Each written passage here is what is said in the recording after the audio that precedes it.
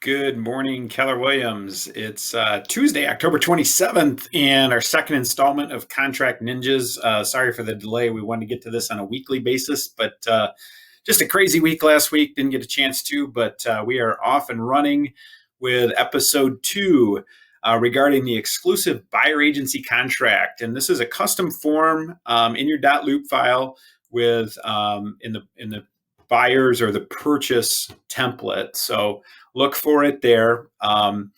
This I filled out with some predetermined things here, and we're going to go through this and get started. You remember last week we talked about agency disclosure and how that played into that relationship. Well, it creates the buyer agency relationship with the client. And so we've got contract dates in here. Now you can see here I've plugged this in for the end of March as my date for completion. However, if you have a buyer that's averse to signing this and they really want to hold off on signing something, tell them, hey, we'll put 2 weeks in here and we'll see how it goes. And we can always extend this with an amendment to that buyer agency contract or write a new one. And so you'll realize quickly that certain people don't like to be tied up to long-term contracts. You kind of have to have a feel for that buyer and get a read on them. But it is important to have this signed because, as we'll go through in a section here, we'll create that agency relationship and that representation obligation. So now automatically you have Keller Williams Grand Rapids East as the brokerage firm in here, our office address, and then the agents that are working with that particular buyer. Now, again, designated agents means who specifically in our firm is going to be representing them. And you see I've got mine and Candace's name in there. My email address, my phone number, and the buyer's name and their current home address, along with an email and phone number for them. Because if you as the agent fall off the face of the earth tomorrow, God forbid, but if you did, then we need to know how to get a hold of them, and it's in your loop and we have contact information. So please fill out everything completely when you fill these out. Now, the purpose of the contract, it defines that we are going to assist the buyer in purchasing real estate as particularly described in paragraph 3, which we'll go through in a second. Our services shall include, but not be limited to, consulting with the buyer regarding the desirability of particular properties, availability of financing, formulating acquisition strategies, and negotiating purchase agreements. Now, that not limited to would also include that contract to close, customer service, excellent communication, arranging for things like inspections and surveys, and so on and so forth. So make sure that you're doing good customer service along with exactly what this says you have to do. Now, designated agency goes on to say in paragraph 2 here that the brokerage firm and buyer hereby, sorry, my phone's ringing, brokerage firm and buyer hereby designate the agents named above as the buyer's designated agent. So buyer shall have an agency relationship with only the brokerage firm and the agent listed above and the supervisory broker. That's me. Now, buyer acknowledges that neither designated agent nor supervisory broker named herein are acting as attorneys, tax advisors. So again, they're telling you to seek that advice as you need it.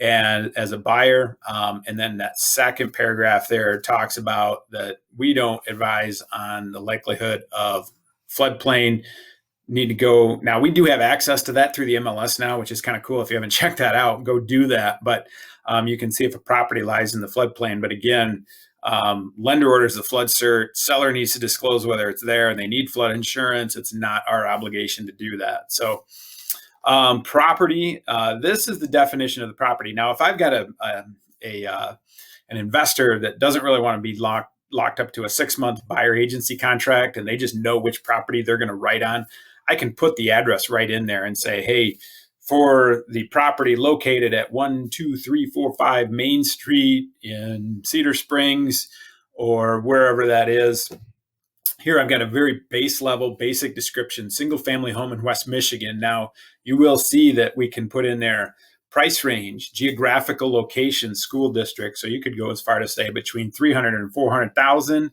in Forest Hills, north of Fulton Street, and get that dialed in. So now I like to keep it broad because it doesn't limit me where I can buy or where else that buyer could go and buy without my representation. If they go and buy a house in Holland, I want to make sure I'm covered there as their buyer's agent as well. So I keep that fairly broad in scope.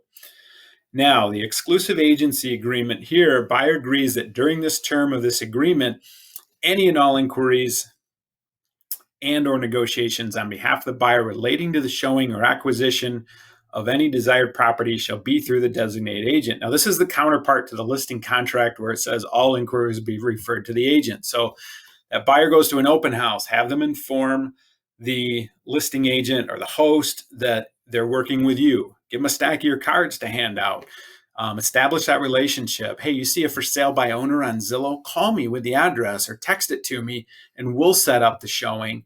We'll go in and negotiate the deal.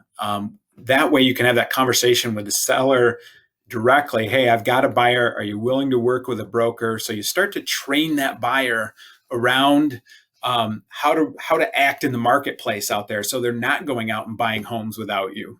We've had some instances lately where it has come up where a buyer has played a couple of different agents and it's not pretty. It doesn't end well.